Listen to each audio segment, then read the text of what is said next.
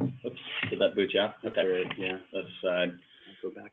Go ahead and get started. So this is very open. So Susanna, Terry, everybody in the room, Dom, Georgia, everybody, if you have a question, please do not hesitate to shout it out. So what we're going to go through today, we're going to set the stage just with a little background information of how we got here. And then we're going to introduce the marketing automation tool set around the prospective member. We're going to speak about how we would solve for communication with the existing member, and then we're going to wrap up. So we have a lot of things to cover, and if there's questions, let us know, and if we need any additional time to dig into details, then we can certainly set up additional time to do so. All right. So this is going back to, for those of you that took part in the Salesforce demonstration back in September or August. This was a general overview of what we heard after on-sites that Dominic, Georgia, and I had. And just some of the business challenges that we came across, and this feeds into some of the themes that we'll talk about throughout this discussion, is limited automation around technology, incomplete member data, the telephone being the weapon of choice here at SCAN for communicating with prospective members and members, and limited communication across business units, so some operational inefficiencies. And a big focus area, and the first thing that we'll be speaking of today, and this looks familiar because you guys created it, is the lead generation side, that pre-membership side of what we'll be discussing. So conversions, lead nurturing, getting more bodies in the door, providing a lot of efficiency between sales and marketing and bridging that gap.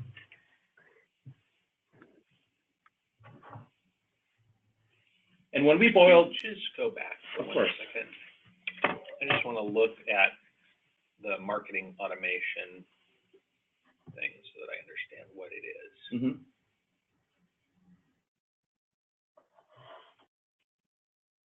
Got it. Okay, thank you. You're back. And I'll make the whole deck available to everybody after as well. So strategic goals, and this will be, Derek and I will refer to these as we go through this conversation today, is increasing membership, improving member satisfaction, and reducing operational efficiencies.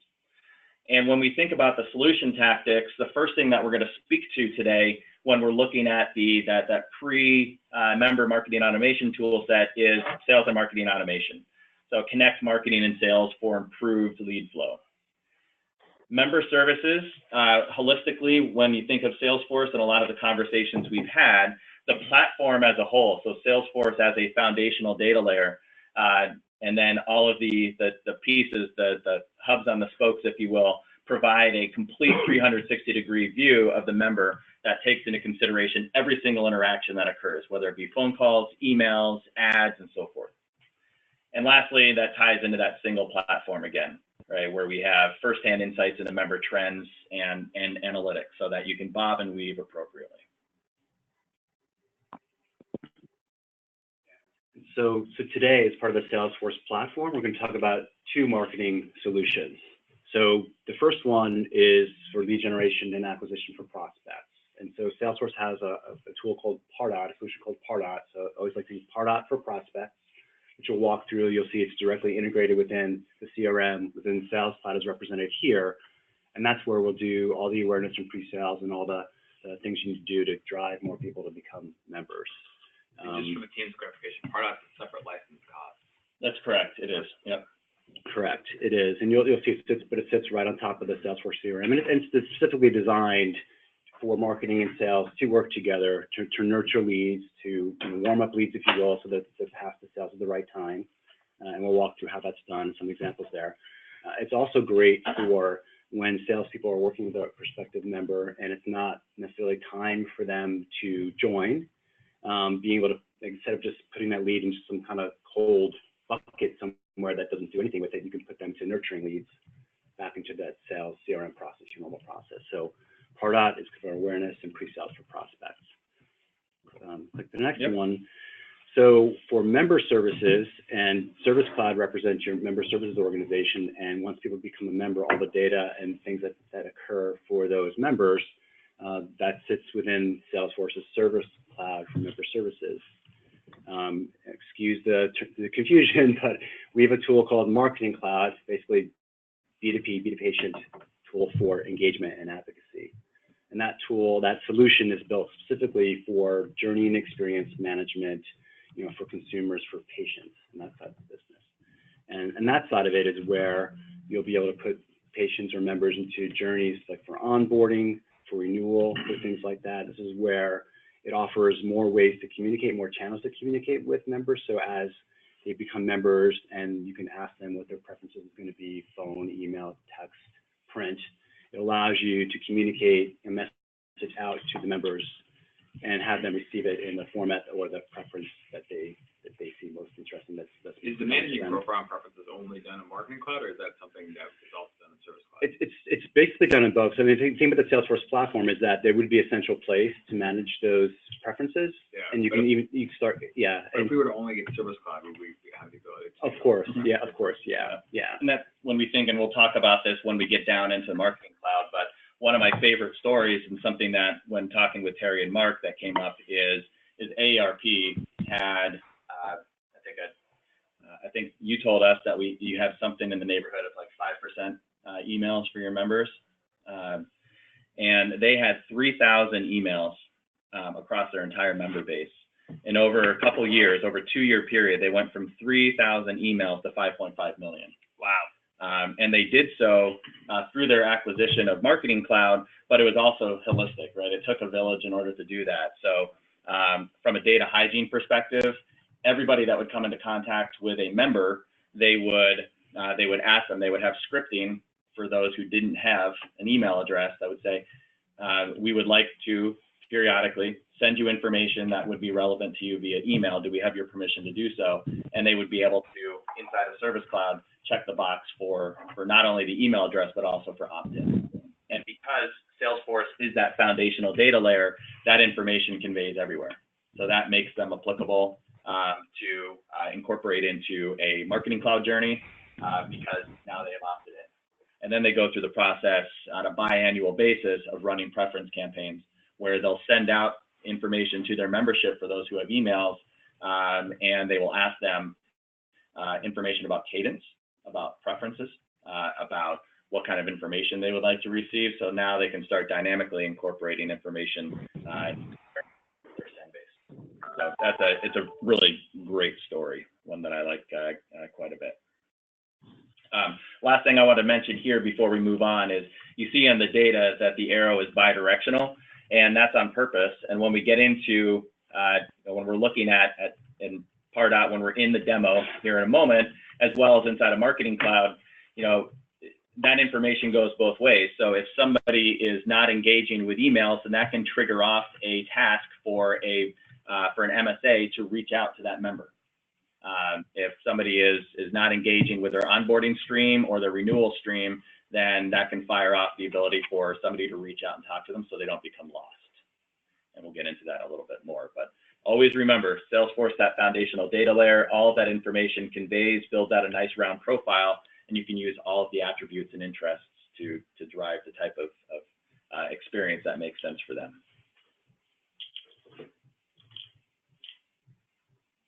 And lastly, and this is across both of the tools that we're going to be speaking of today, is that journeys or experiences, that right message to the right person at the right time via the right channel has a significant impact. And this data here, this chart is from last year's State of Marketing report. It's from 4,000 director and above marketing customers of the Salesforce Marketing Cloud, using both Marketing Cloud and Pardot. So we see some significant increases, and I'm sure this isn't new news that providing the right person to the right, or the right information to the right person impacts their experience with you. But these numbers are pretty telling, especially at scale.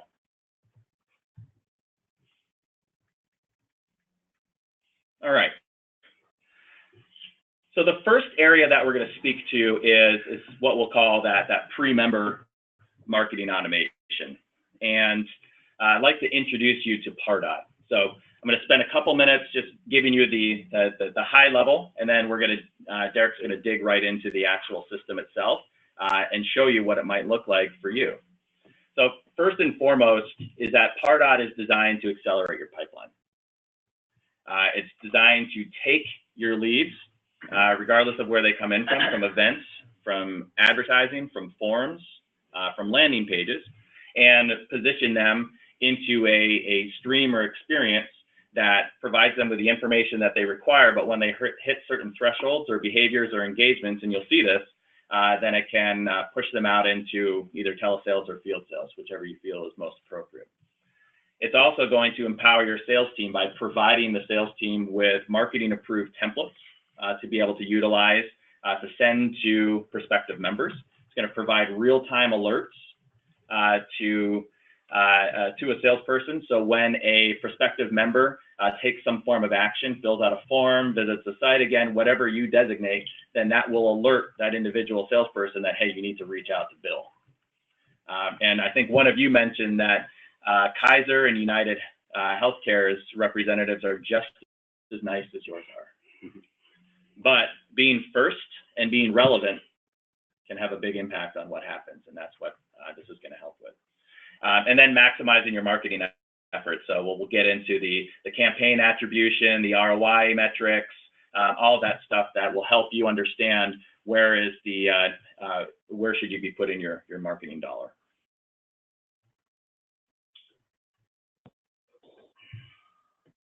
We talked about that. We'll actually just go. These are more. I send it around. Oh, Malcolm, quick yeah, question. yes, Archie. For the sales, for the lead nurturing piece, Yeah.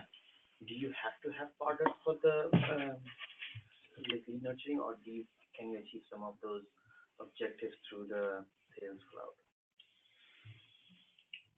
I mean, I don't know enough about Sales Cloud Einstein. Dom or Georgia, did you catch that question? Can you chime in there? I can chime in. I didn't quite hear the question, though. Yeah, ask it again, Archie. Yeah, sure. So the question is, for the lead nurturing function, which Malcolm was talking about, do you have to have Pardot, or can achieve some of the objectives of lead nurturing through the Sales Cloud? So the only piece that could be achieved through Sales Cloud, there's some very small kind of email functionality, but it's limited to, I want to say, 1,000 emails a day. I can double check that number, though it might have changed. And then there's a scoring component that would come in if you decided you wanted to utilize our Sales Cloud Einstein, which is what Malcolm just recommended.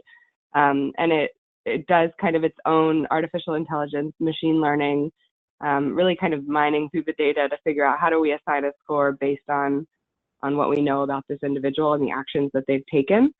I think the score is going to be a little bit less configurable with Einstein than you might have the ability to kind of direct Pardot to be, but it's going to give you a similar level of insight in terms of which leads should I prioritize first.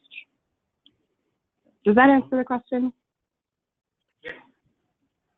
The biggest difference, and when we get in there and see it, there's a lot of things that Pardot will help you accomplish, but from a scoring perspective, is AI is all machine learning. So it's going to look at it's going to be more attribute based, saying, okay, this is somebody that could be more valuable. But when we look at what attributes is it using? You get to help set that up. Sure, but I mean, it's not going to be based on engagement. That's where with Pardot, it's based on, have they filled out forms? Have they attended an event? What their engagement level is with with emails that have been sent. I mean, is it so?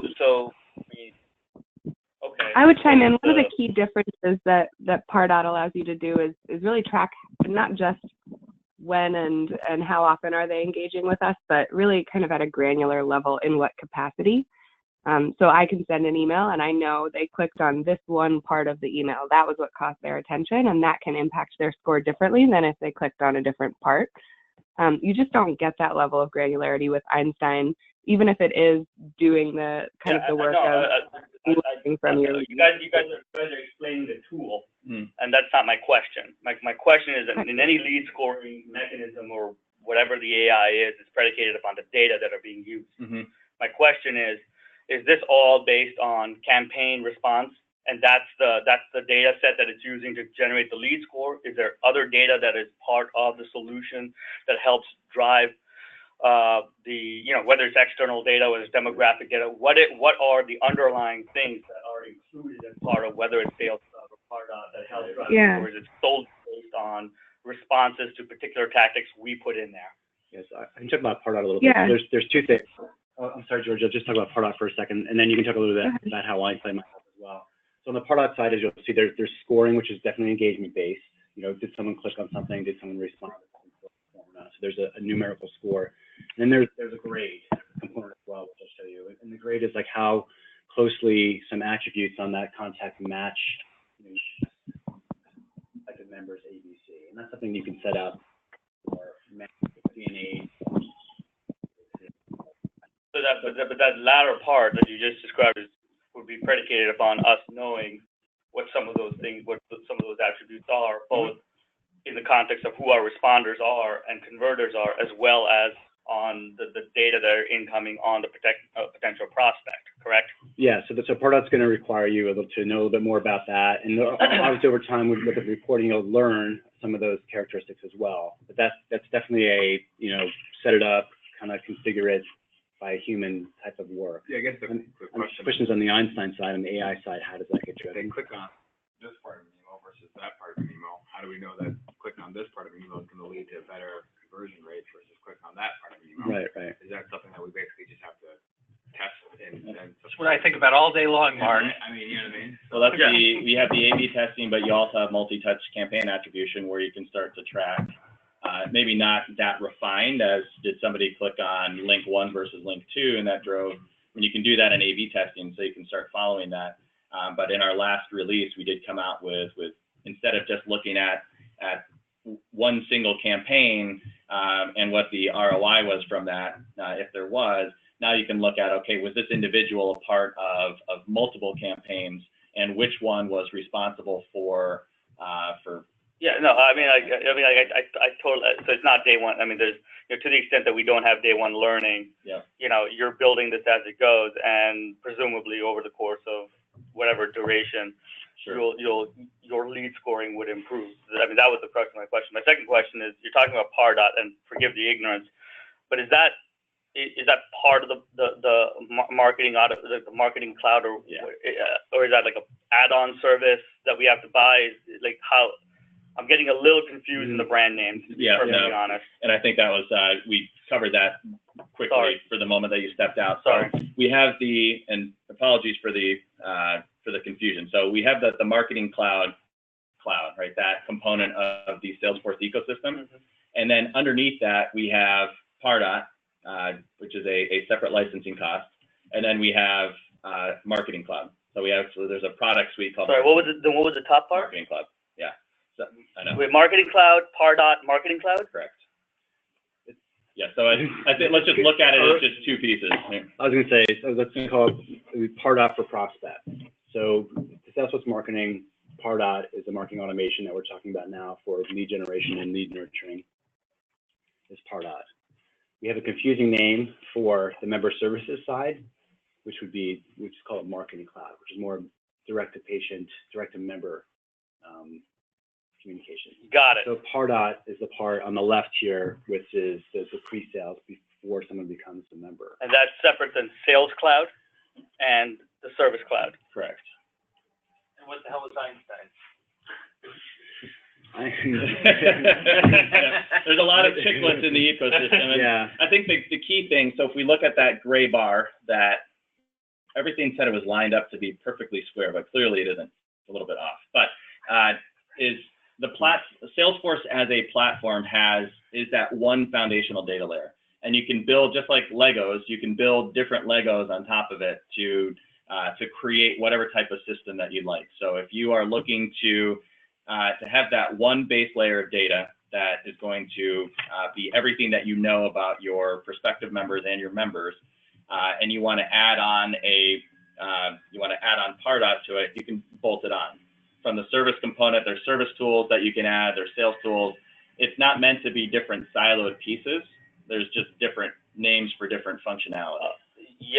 And that I appreciate that. That part I got. I'm more focused on functionally, what are based on the business requirements we have, what would, I think I get the difference between Pardot and Marketing Cloud. That's not the Marketing Cloud. Right.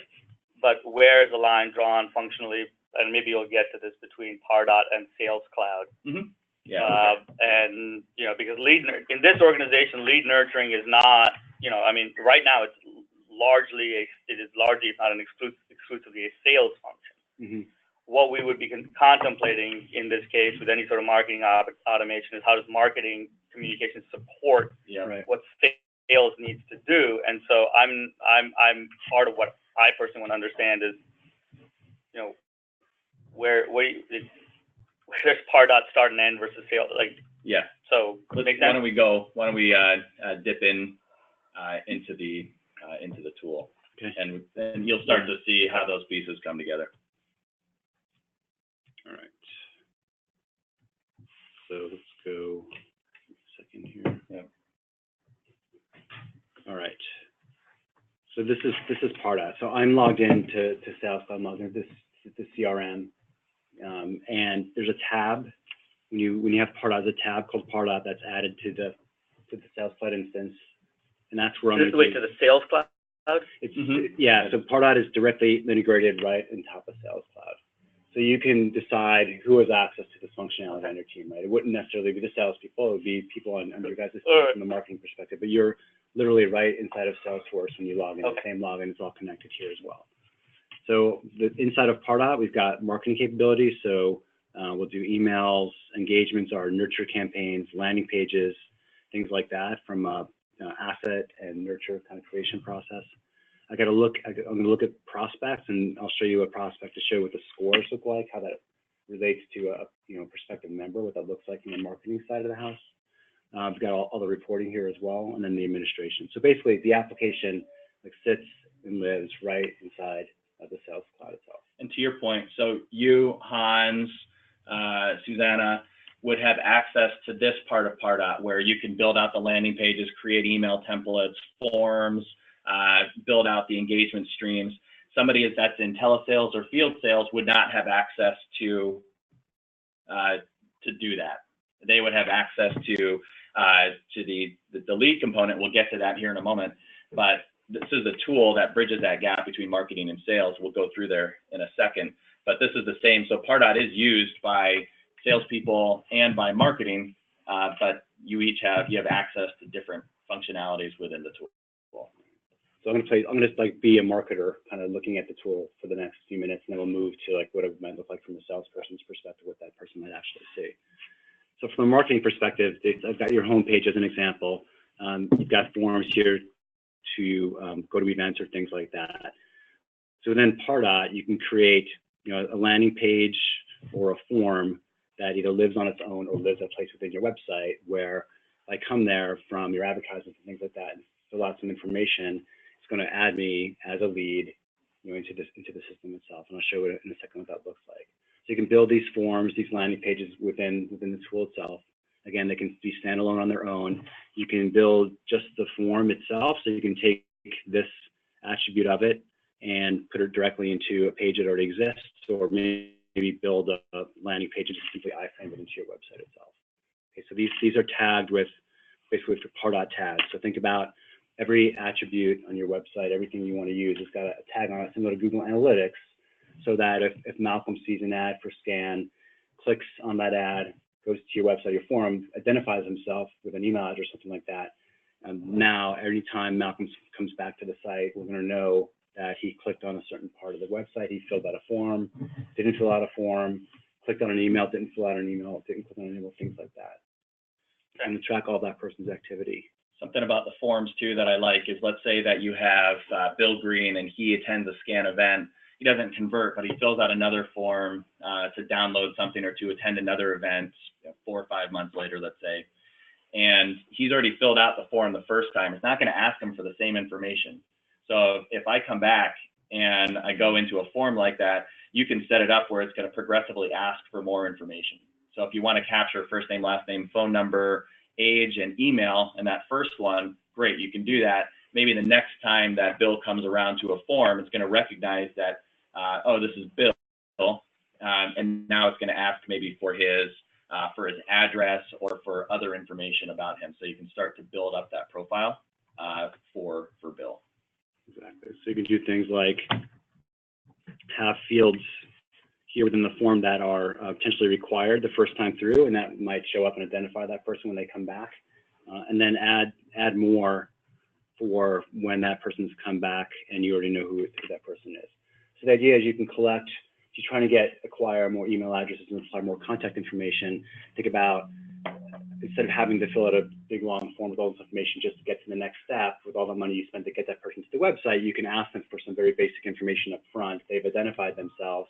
You click next. If they decide to abandon that form, at least you've captured that it's Malcolm Allerton and his email address. And now you can put them into a nurturing campaign that says, okay, Malcolm was interested in this event, but he didn't complete the form.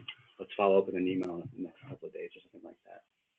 How do these assets like that form integrate with our CMS? I mean, what is it, an HTML thing that is output from Salesforce, or, you know, our whole site is built on Sitecore. So how does that, my simpler question, my less is, how does that get into my Sitecore universe? Yeah, there's if you wanted to just use the forms themselves, and this is just some code that you'd integrate into Sitecore on that specific page. So you basically build this form here, and then you'd have some code that would be injected into Sitecore for that specific page. And so when the page gets rendered, when that form comes up, it's going to call the Pardot form to render that page from our web service. Does that answer your question? Yeah. And so we have customers who do that, customers who do standalone, whatever is going to be best for your guys' use case. So some comes into the platform, and this is what a prospect activity view looks like from the marketer's point of view. So this is someone who, and the example I have here is going to be some kind of expense management system, but the idea is that this person comes in, I'm tracking every single activity that person has with my assets. So what forms they've filled out, what emails they've clicked on, maybe what events they've attended, and all these attributes, all these things that have happened are basically scored with a numeric value that's going to show you the level of engagement that individual has had with the assets and the things you've sent out to them. You can adjust these. So out of the box, it already has things that are associated with events or with downloads or clicks and opens and that sort of thing. You can decide what should carry the most weight and what values things should have. So that is something that you have the flexibility to change and alter. So the score is based on that, to your questions, the score is based literally on someone's engagement with the things that have been delivered. And there's a grade attribute, and the grade is going to be associated with what items in that person's contact record, if you will, most closely match our most coveted member to be, or something like that. So whether it's age, zip code, any data you might have within Salesforce, what does that grade look like? So you can start looking at where do I want to send, which leads do I want to send to my telesales or my field sales? Is it a certain score level and a certain grade level means that person gets a telesales? If it's a higher grade level, it's a field sales, whatever the rules that you guys have now, you can use a score and grade to kind of match that and say that's when someone goes to telesales or field sales.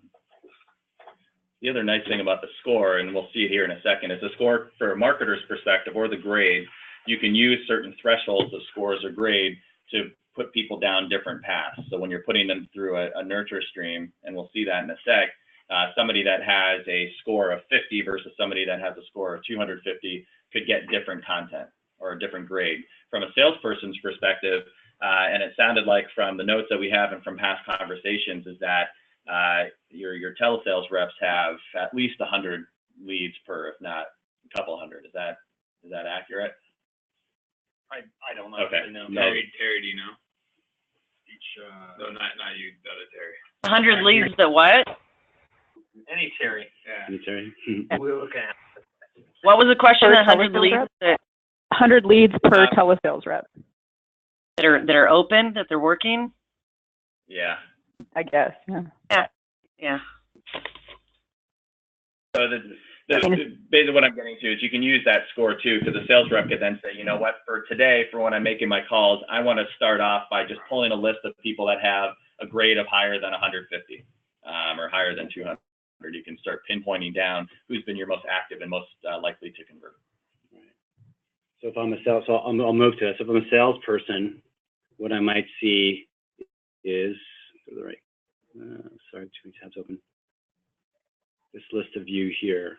So as a salesperson, I might see a list of people, list of my leads, and I've got the score and the grade associated with what Pardot says these are. And I can do things like, I'll get into this a little later, I can select this person to reach out and call. I can grab these people and send them an email that will create, marketing will create, so it'll be an approved content, send an email. I can look at this list of people from that perspective from the sales side. See how that drives that person's interest in all the things I'm doing digitally.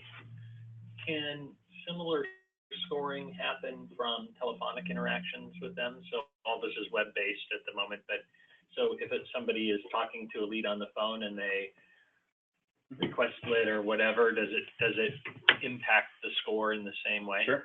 Yeah. I mean, as long as somebody is logging that call inside of Salesforce, then you can assign a value to a phone call as well. So what about, lead scoring, is that only a Pardot functionality, or if we just had Sales Cloud, are you able to score leads there too? Not like this, because Sales Cloud isn't going to be it's not tracking all of the behavior. Those are Pardot functionality. So it's not tracking leads filled out, forms, emails, clicks versus opens. It's not looking at that stuff. So that is a requirement of the marketing automation platform is measuring all of those touches to be able to develop that score. Okay. Exactly. So what can you do with those people, those scores? So the benefit of Pardot is being able to put people into a nurturing campaign where that they can decide, you can decide their interest and see if they're ready for sales or ready to be nurtured more. Look at their activities online to determine what that point looks like. And the way we do that here is I've got something quick kind of set up and ready to go.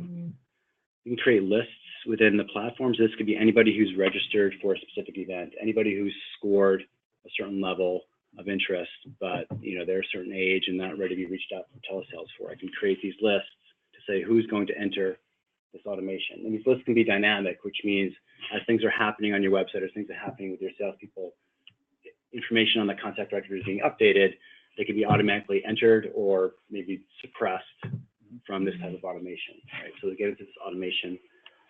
And here's where what happens next is really important. I can send an email to that person. Let's say I'll pick an email for an event following up. I can decide how long I want to wait. And then I can do things after that email. I can listen for something that happened. So here I can look to see if someone actually clicked on a form, maybe that specific form for that event. And I can see, did that person even complete or view that form? So maybe they haven't actually filled out the event registrations. I've got their name. They haven't actually finished the form. I sent them back a follow-up email to get them back to register for that local event. They haven't completed the registration. At this point now, I can say branch down one way or the other. On this right side, the person has got some interest. This right side, this person has got some interest. On the left side, they haven't done anything yet. So here, maybe I'll perform another action. So here I can do things like send another email, or in this case, maybe apply an ad in their Facebook feed or their Google search as well. So let me show you how to do that. And this could be for any action. Somebody fills out a form, boom, immediately they're dropped into a thank you for completing the form.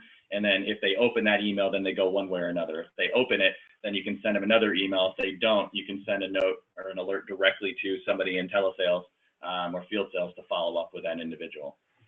So start off very basic when you're mapping these things out, but there's a tremendous amount of things that you can do, and it's as simple as dragging and dropping and getting real-time analytics on what's happening at each phase, so you can identify, is this working or is there a log jam, so that you can make adjustments as you need to.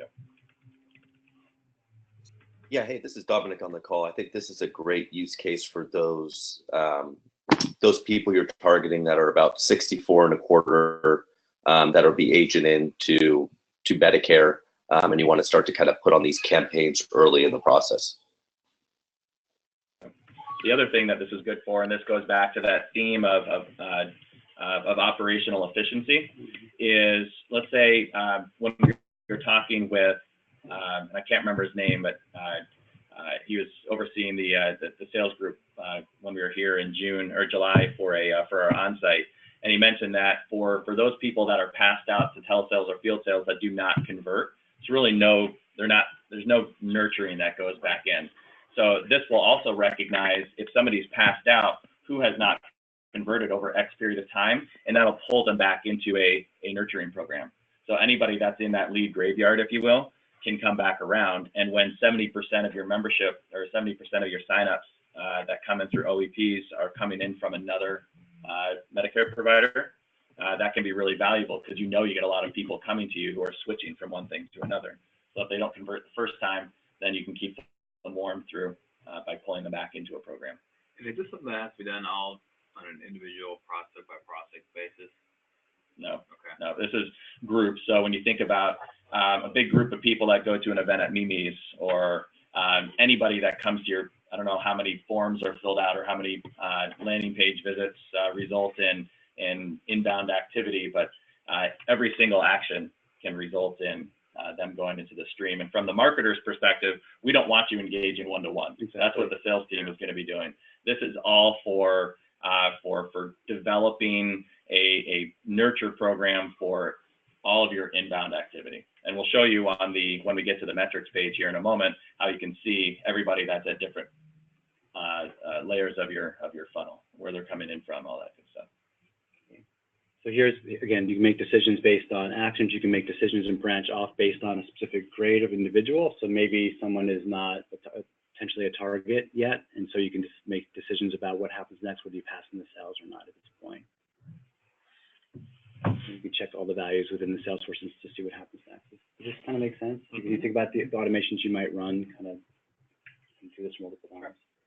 Can this be done downstream with our pool of sort of existing members already signed up, and we want them to maybe engage in health interventions? Well, what's a health the marketing cloud side, right? Would there be, so what's a health intervention? Like get a flu shot, colorectal exam, things like that. But with the pool of our the pool of customers are existing customers, not prospects. Gotcha. Yeah, and that's where people fall into that. So when we think about some of our other providers that are using automation for both and have both Pardot and Marketing Cloud in play, that's where Marketing Cloud comes in, because now we're talking about people that are now members, right? They've converted. They're no longer leads, and Marketing Cloud also has different encryption levels, and it falls under our BAA. So if there is anything that might be viewed in the slightest as being PHI, then you can use that to communicate that messaging as well, or at least have that information in there and have it be safe in case of a breach event. Got it. But could you do something around flu shots, even as a, I mean, you could do that for Pardot. You could do that more for as part of like a lead gen campaign, just showcasing to people that you care and that it's time for flu season, just as a helpful reminder from Scan. But that's really where things fall into that Marketing Cloud side. Yeah, and the idea here is to kind of help marketing support the sales efforts by giving them the right leads, showing sales what people have engaged with, where they are in a certain process. And again, if leads go cold or they're not ready for something, being able to put them to a nurture campaign so that they're not just, the phone isn't just picked up 6 months from now, there's some kind of a stream of messaging that goes out to that individual to kind of keep them going. And maybe then they raise their hands, their score becomes above a certain level, they get put back into that, high touch nurture campaign where you might have sales reach out to them. Yep. All right. Again, marketing to help sales with those efforts. From a salesperson's perspective, again, let's go to this page. So I can see a list of leads that have been created and scored by Pardot. So let's say maybe I want to reach out to, I'll sort by grade, and I want to just reach out for the top couple of leads here. I can say, these are the 4 people I want to send to a event. So I can do what's called send an engage email. So this allows marketing to create templates that sales can use that have got, in case your branding, can be locked down certain attributes in the email itself. Maybe just allow sales to just personalize one area of that email. So the messaging goes out, it's standardized, it's formal, it's got the approval from the marketing team. It does allow a little bit of personalization for it. And the benefit here is that when these emails are sent out, again, they're tracked with the Pardot tags. And so just like any other piece of the platform, it's going to know if that person opened the email or not, clicked on the email or not, and can drive some other pieces of behavior within the platform that salesperson actually wants to pick up the phone, reach out and call them. So you're controlling the branding and the messaging, but also ensuring that every single thing that a member gets has stuff like update email preferences or unsubscribe or opt-out opportunities, which from a compliance perspective is very important. The other thing that somebody can do is, let's say that the telesales rep talks to somebody and they say, you know what, we decided to go a different direction, or we decided not to do anything right now. The telesales rep, instead of just sending out a template, can actually drop them into a next year nurture program that marketing has created. So you're arming the salespeople with some great tools. But Derek, what happens if that email goes out and you want to be alerted if something happens with that email? Right. So the email goes out, you want to be alerted. We have we call engage alerts. We see the activity from all of your prospects that you might want to reach out to. So you can get an alert and look at what people's score is and what their engagement history has been with all the assets that have been created and sent by you as well. And you don't have to physically go into this. You'll get alerts. You can get them on your phone. You can get them via email. You can get updates. So now for all that great content that marketing has created for sales, and sales utilizes that information, the second that somebody engages with it, they're going to be alerted to that fact so they can pick up the phone and make a call if they want to. Right. How have you seen people think about staffing for this kind of activity in a B2C environment like ours? So like, I don't have an armada of people sitting around working leads today. I don't have anybody working leads today. Sales does that. So it's a shift in thinking, which is fine. But I sort of noticed that this is set up as, my leads and contacts. And so do people typically create some sort of an inside sales force or an inside marketing force that manages that piece, and then they move into a field or telesales book of business, or like, just how does it work from that next layer up in your experience? Generally, it's the existing. So in your case, the existing field and telesales group would have access. They would be given engage licenses, so that they would be the ones that are getting these alerts. They would be the ones that would have access to these templates. So it's not adding a new group of people per se. It is arming the people who are selling to prospective members today with additional tools to help them do their jobs, to help them understand where they should be spending their time, and to help them understand the fruits of marketing flavor by when people hit certain thresholds or they've done certain activities, being alerted to that fact so that they can reach out to that individual. So this, on the marketing side, it's about just setting up some of these assets for the sales team to use and getting that all set up and ready to go. In our environment, I have a hard time wrapping my head around what a telesales rep would do with the information that's on the screen right now. Like whether, how do you sort of translate that into the next indicated action in that sales? Now, I get this, right? So, but this seemed to me to be more of a marketing activity. Right. So it's, I don't know, maybe I'm having trouble understanding where the boundary between marketing and sales is. I can chime in on that a little bit if that helps. Go ahead. So I think a lot of the time on the sales side, and this is sort of based on what I saw when we actually got the chance to sit down and shadow telesales, it gives them the chance to use the information that's being gathered on the marketing automation side to prioritize how they're going to follow up with leads. And that can be information that they themselves have gathered, things like they said they couldn't talk until Friday, right? But it could also be information that's being gathered, like they showed a special interest in our village health program. Maybe that's something I should bring up when I get on the phone with them, because they've clicked on links for that almost every single time that we send out any content. They visited the page for village health on our website. So it starts to get their wheels spinning about how do I have the most effective conversation with this person when I go ahead and pick up the phone? Or are they really probably not ready to have a conversation on the phone, and I can personally add them to one of these email nurture campaigns so that we're staying in touch with them automatically. Yeah, and from those notes from Georgia, when you did your activity, you had mentioned that some of the people that you shadowed mentioned that in their downtime, they would love to be able to do things like 30, 60, 90 touches, or be alerted when people age in, and reach out to them right when they're applicably, or right when they're able to start talking about scan, or set up or have access to things like an email on demand to direct people to upcoming events.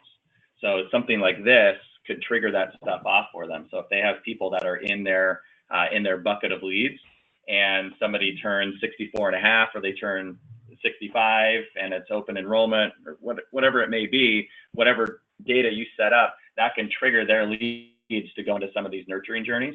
So they don't have to, they said this is an ideal vision for downtime. They didn't have a lot of downtime from George's notes. So being able to automate some of this stuff with what marketing is able to provide them to help move their leads along and increase the likelihood of getting more conversions is where there's that connection between what marketing can provide with the content, the nurturing, the templates, and then the telesales folks will benefit from it, because now they're going to get alerted if their leads bite, if you will.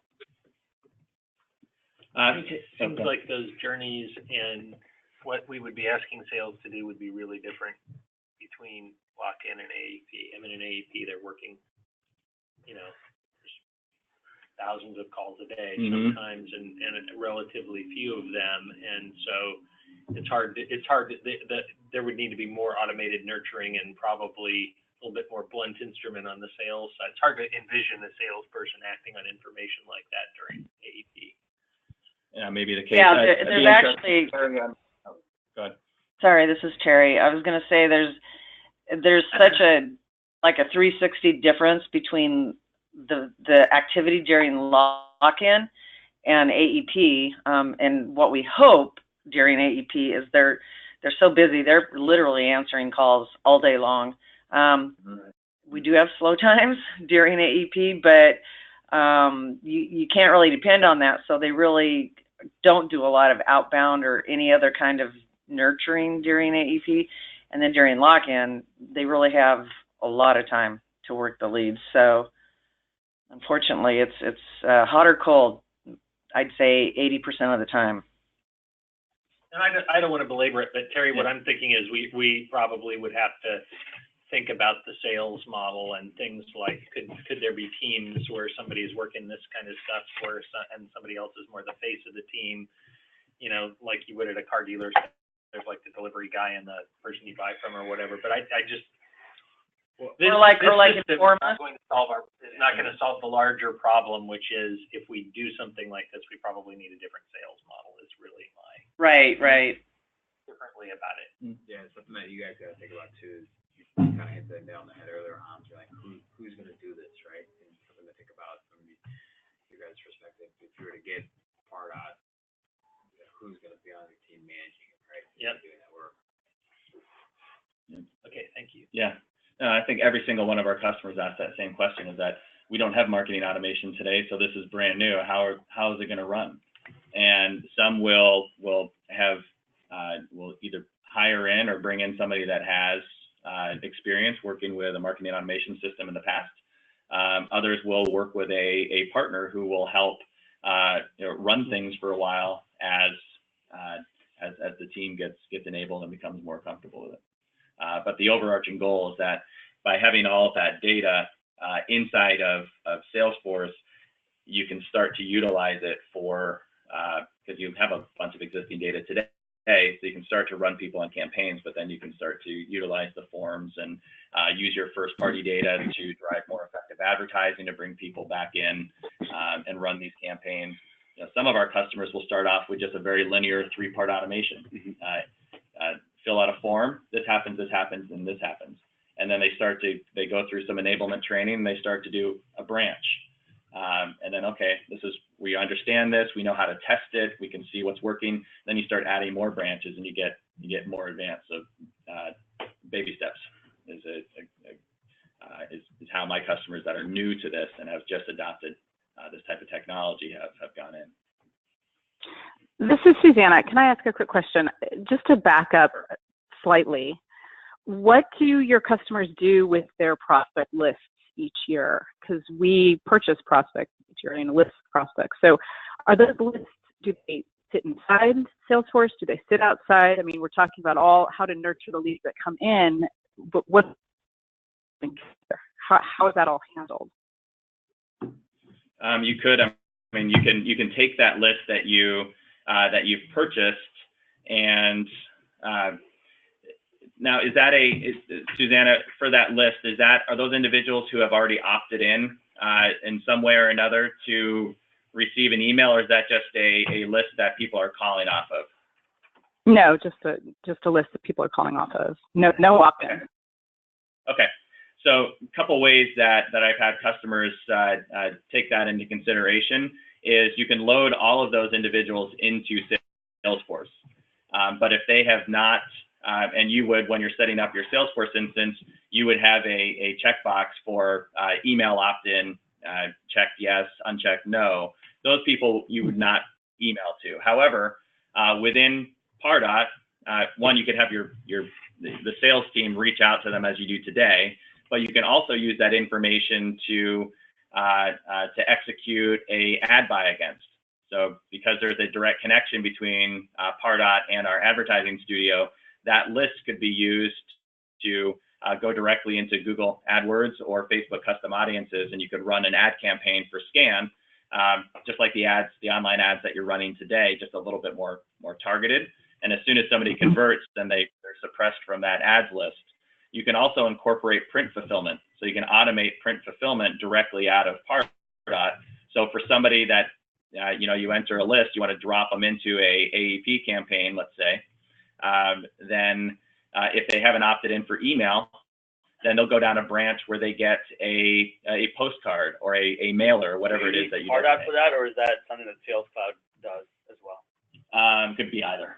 There's a connection with that. Because I think I understand, but candidly, I'm still struggling between understanding what you get with Sales Cloud, whether we do Pardot. I mean, I get the marketing automation part. Yeah. My take is my conclusion is similar to Hans, although my reason is different in terms of not being ready for marketing automation. I mean, it's simply at this point I wouldn't even know how to on what rules I would want to create automated campaigns beyond the fact that if somebody hasn't taken an active step like an RSVP or an in-home appointment and they've done a lead fulfillment, I think that those are sort of like the lower quality leads along the way. To me, that's my hypothesis. So, I mean, it's nice, it's good. I think somewhere down the line, I think a Pardot type solution would make sense and could make sense for us, but depending on where Sales Cloud ends, I think it sounds like a lot of what we would need, which is who's calling in, who's on the website, whether they're done email. I'm less concerned about whether they're clicking on a particular ad because we don't necessarily. I mean, I shouldn't say we don't. I don't think. But those are the first part of my list is sort of the more pressing things because I don't even know right now from the 50,000 calls we get how many people are calling uniquely versus how many people are calling. Is it one person calling 50,000 times? Or is it 50,000 people calling one time? Sure. Right. And so I think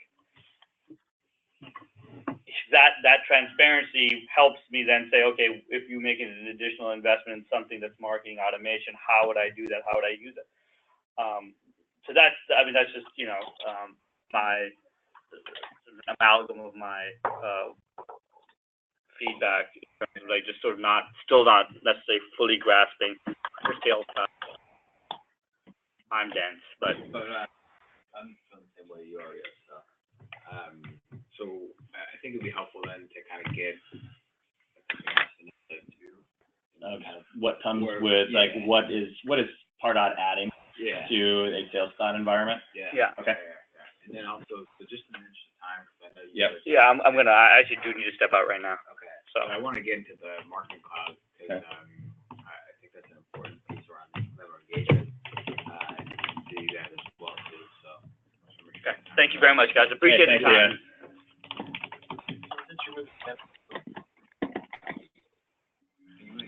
He is a member experience guy. Hans, Derek, we just show that analytics screen real quick. Yeah. So the one thing that I think is just to also come back on is whether you're talking about events or a purchase list or your ads, any type of print campaign you do, you can incorporate that into here so you can start to track campaign ROI, but it also has a big funnel screen. So from the marketer's perspective, you can look and see how many people are entering in to our pipeline and where are they spitting out. You can start to identify if you do go the route of being able to create some type of program, then you can start to understand, how many people are we bringing in? How many people are we converting? Where are things getting held up? And that's looking at all the touches and interactions that take place across. All that data goes into this information. So the reporting and analytics, that was something going back to the original on-site that we had. That was a place that it was advised that we touch on. Yeah, for sure. Thank you guys very much. Yeah, thank you, Hans.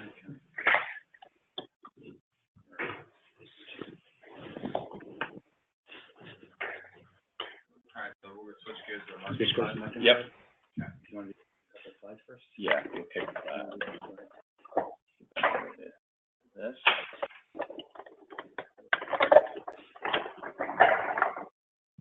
All right. High level. That's good. So where Pardot was fully integrated into Sales Cloud is meant to be that connection between marketing and sales and getting prospect to conversion. Marketing Cloud is designed for that one-to-one relationship. It can stand alone.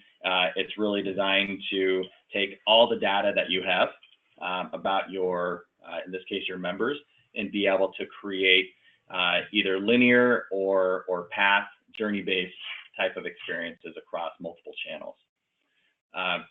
So it's more impactful when we get in there, and just for the interest of time, Let's get in there. Yeah. What's that? Yeah, let's get in there so that we can see that part there.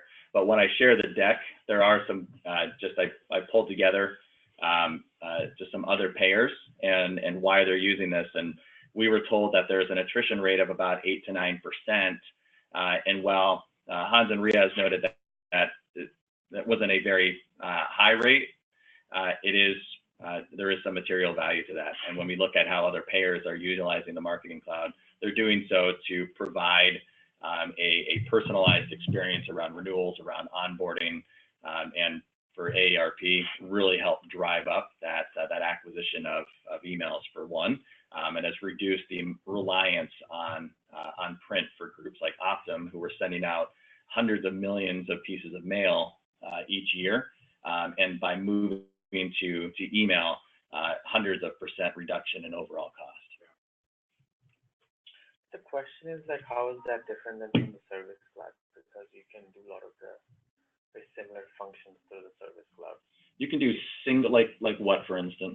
What do you think? Like the whole email and that omni-channel communication and all that. I thought we can achieve through that Service Cloud interface too. You can do a one-off. So if you want to if somebody calls in, you want to send a one-off thank you, you can do that. There's certainly live chat functionality if you want to have that back and forth.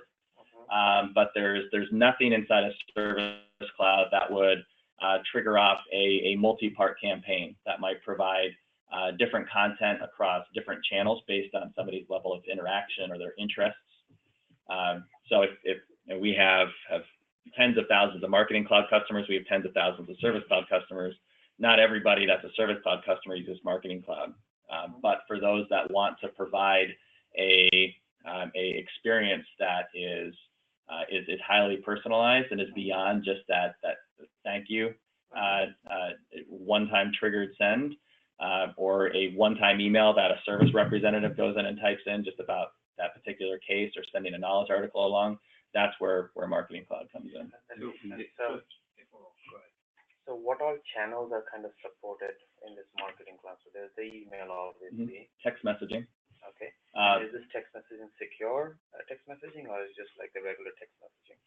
It's regular text messaging. Okay. So for a lot of our healthcare customers, they would send a alert with a click through to then come back into say their member portal to access the information that is secure. So what about like the print mails? Like how does it integrate with like a vendor which sends like postcards and all that stuff?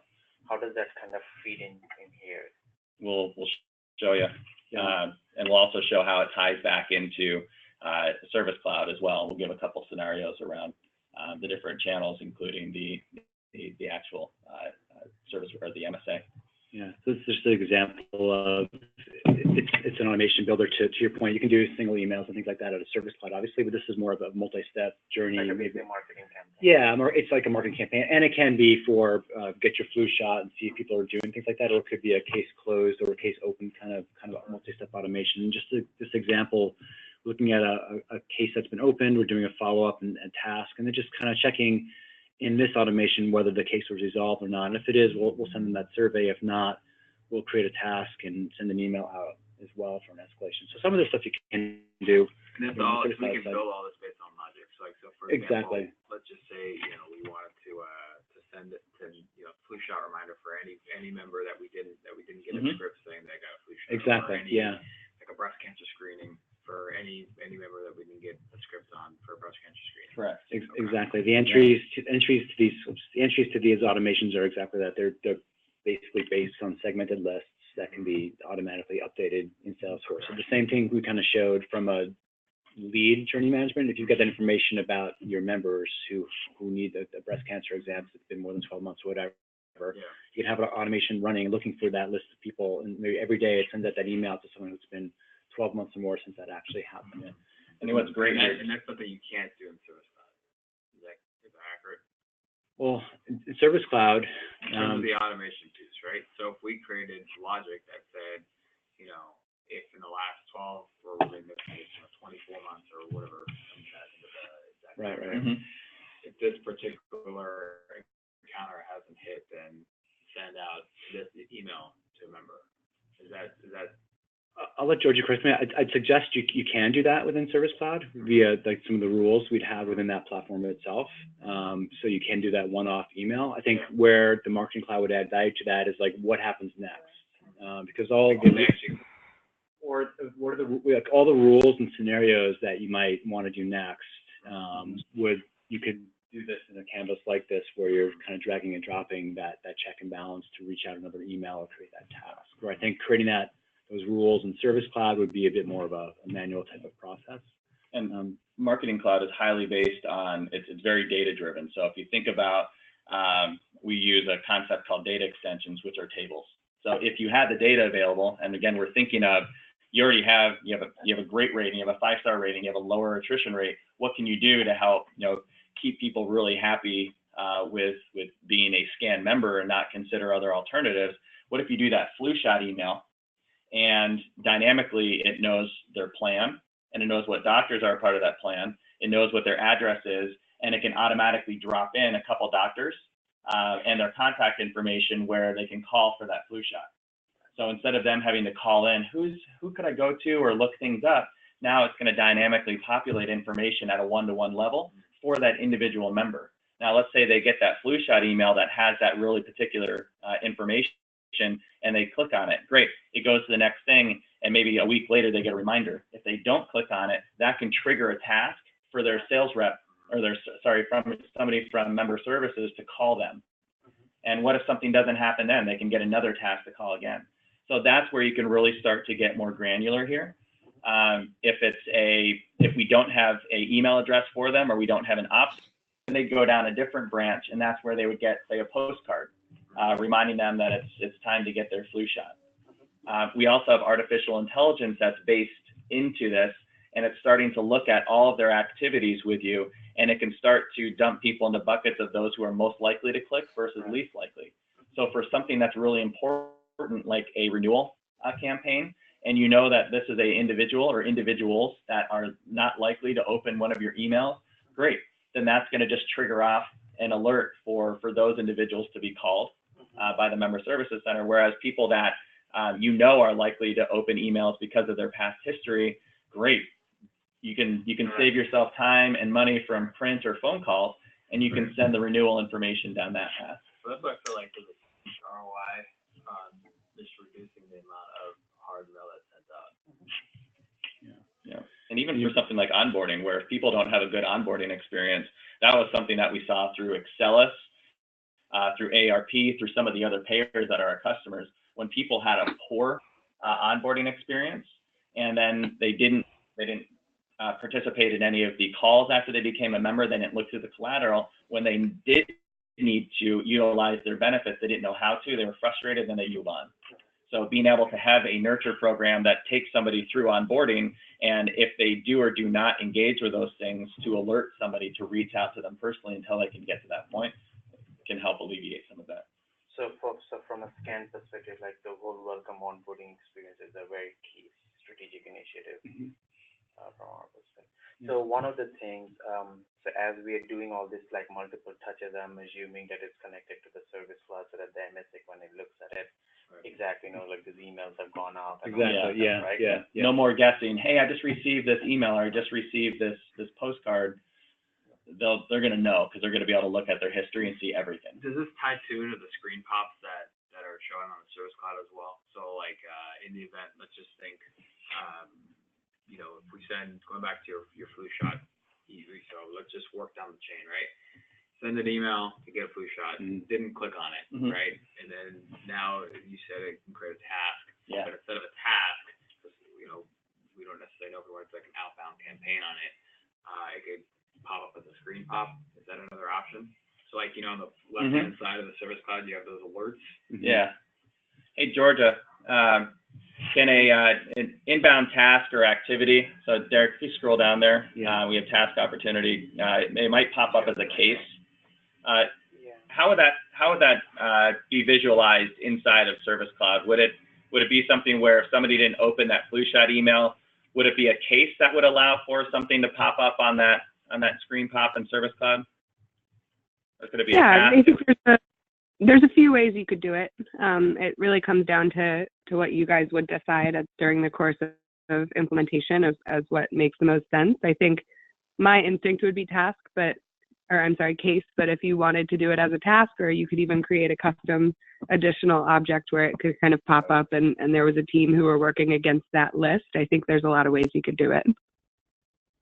So will we also be able to see through data and obviously have the right integrations built into here, whether or not the member actually did what we asked them to? So let's just take like a breast cancer screening, right?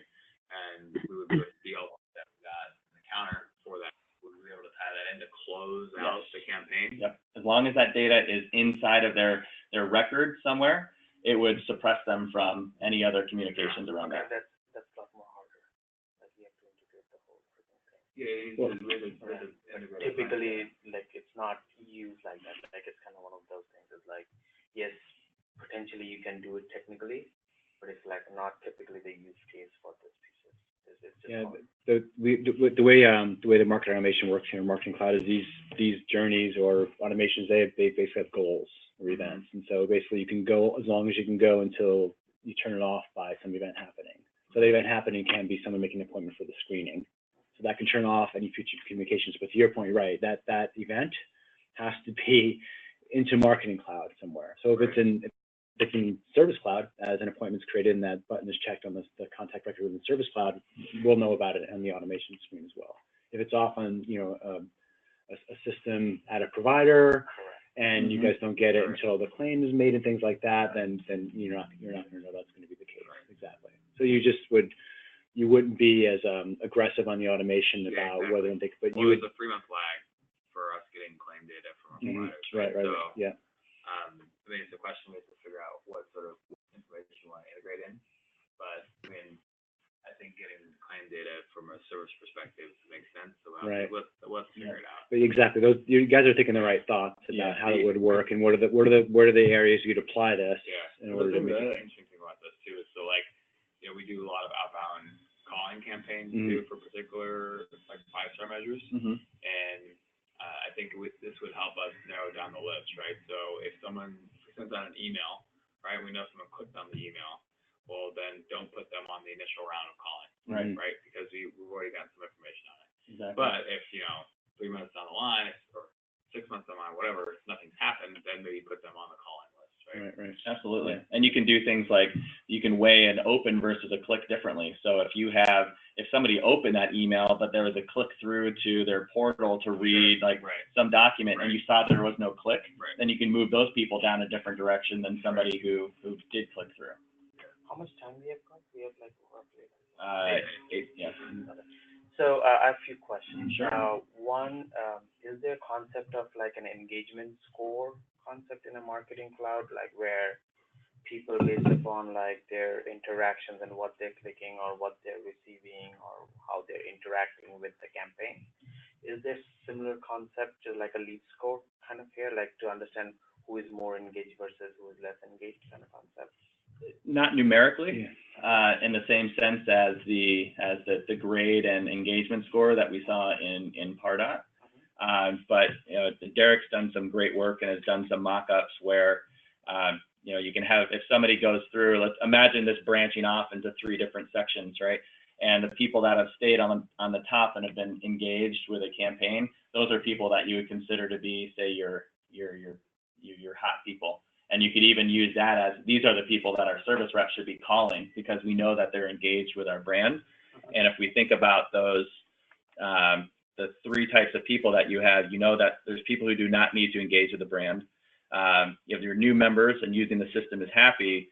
So you can maybe start to tell from somebody's engagement, where they're bundled in there.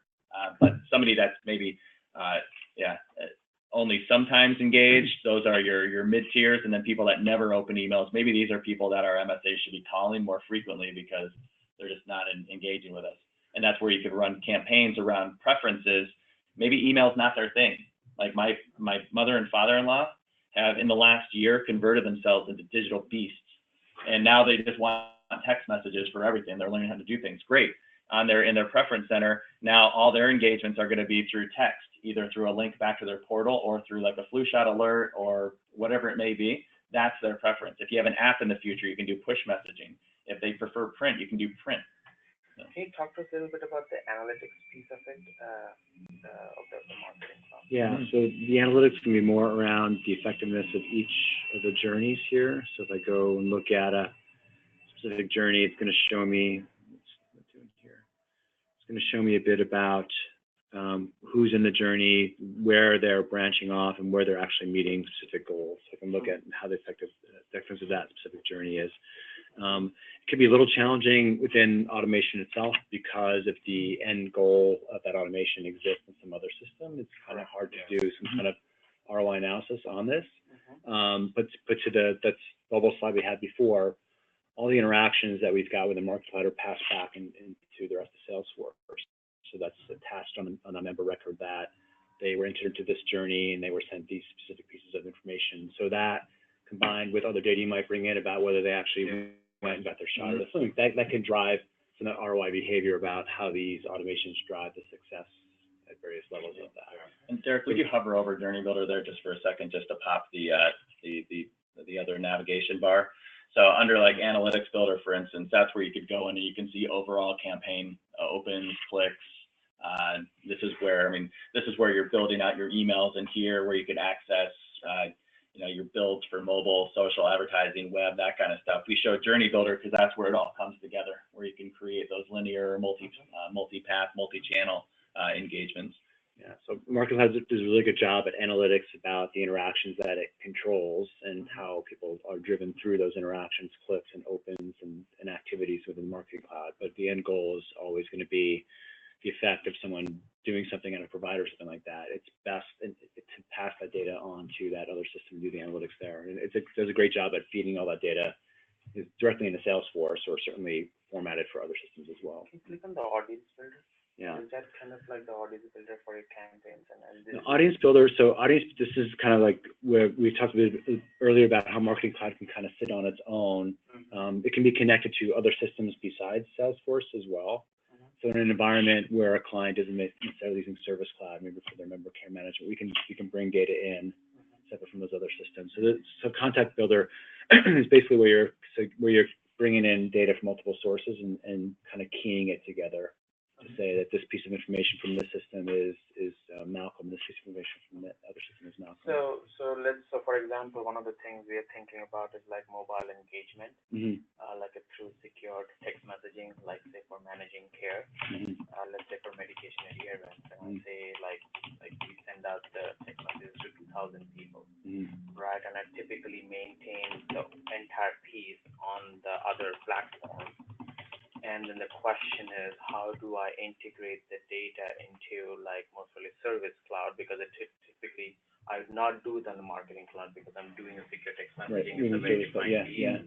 So is that something I'd like typically integrate into my Service Cloud where I know like, hey, Archie received a text message for like medication adherence and all that stuff? Yeah, you draw that in Service Cloud. Okay. Yeah. The text messaging you may do within Marketing Cloud would be more of an outreach for one-to-many kind of outreach. Yeah. Like for example, if I wanted to do like onboarding through text messaging. Exactly. Blue shot alerts, program alerts, your renewals coming up, could be any number of things. But if you do have that secure portal and you're just trying to get them into where they can go log in and see that information, customers, a lot of our genetics customers like 23andMe, anytime that some of these test results come back, they could have the opportunity to get a text message, but it's not going to have their results in there. It's not going to say anything other than you have a message in your secure portal. Yeah. When you integrate with the Salesforce platform, you necessarily use the Contact Builder within the Marketing Cloud. We have clients who might use it for like internal newsletters and communications. In that case, you might actually, have a little instance of Marketing Cloud where you're doing internal communications, but otherwise it's just directly connected to the rest of the Salesforce platform. So Mark, when we have to think of the business case, like, so we use like the EXM, which is our kind of email campaign manager per se. So if we use something like this, then we typically not use the EXM functionality. We would typically go through. EXM internally created, or is that it's a vendor. Okay.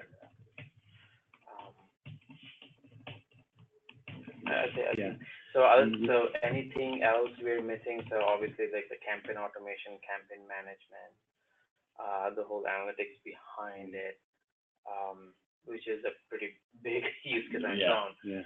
Are there anything else I should be aware of, kind of the value proposition of the Salesforce Marketing Cloud? Of this particular piece of it?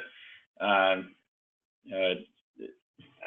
that answer. We can go in and show you how to build dynamic emails and things like that. But I think that the power is that you can do it in here, things like that. Same thing with text. The power of all these, how you would do it and build the things underneath it. But I think the Journey Builder and the automation capabilities, and its connection to the rest of Salesforce is really the value prop of Marketing Cloud. It's a monster. I mean, Derek was talking about how great your bi-monthly newsletters look, the print ones, the PDFs.